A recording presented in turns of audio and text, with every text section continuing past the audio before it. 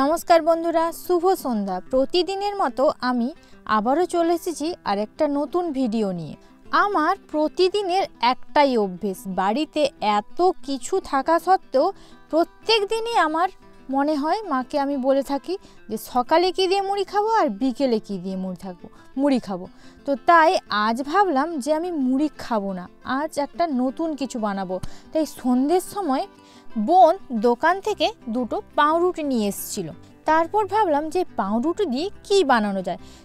তারপরে মনে হলো যে না, পাউরুটি দিয়ে টোস্ট বানালে কেমন হয়। তো তাই জন্য প্রথমে একটা বাটিতে দুটো ডিম ফেটে নিয়েছিলাম, তাতে দিয়ে দিয়েছিলাম কাঁচা পেঁয়াজ, কাঁচা লঙ্কা কুচি কুচি করে কেটে দিয়েছিলাম এবং হলুদ ও লবণ দিয়ে সেটাকে ভালোভাবে মেখে নিয়েছিলাম। এবং এ সাইডে কড়াটা গরম হয়ে যাওয়ার পর তাতে আমি অল্প করে তেল দিয়ে চারিপাশটা বুলিয়ে নিলাম তেলটা, যাতে না ডিমটা ডিম ফাটাটা যে দিয়েছিলাম সেটা যাতে না লেগে যায়, তার জন্য আমি তেলটাকে ভালোভাবে চারিপাশে বুলিয়ে নিয়েছিলাম। তারপরে দেখুন ডিম ফাটাটা দিয়ে দিয়েছিলাম। ডিম ফাটার উপরে আমি পাউরুটিটা আগে থেকে একটু সেঁকে রেখেছিলাম, সেই সেঁকা পাউরুটিটা ওর মধ্যে দিয়ে দিলাম। আর এইভাবে দু সাইডটা চেপে চেপে ভেজে নিলাম, যাতে ডিমটা খুব সুন্দরভাবে ভাজা হয়ে যায়।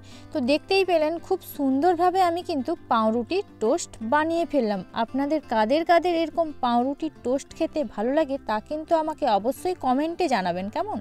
আর হ্যাঁ বন্ধুরা, আমার এই রেসিপিটি যদি আপনাদের ভালো লেগে থাকে তাহলে তো অবশ্যই কমেন্টে জানাবেন এবং চ্যানেলটিকে সাবস্ক্রাইব, শেয়ার ও লাইক করে দেবেন।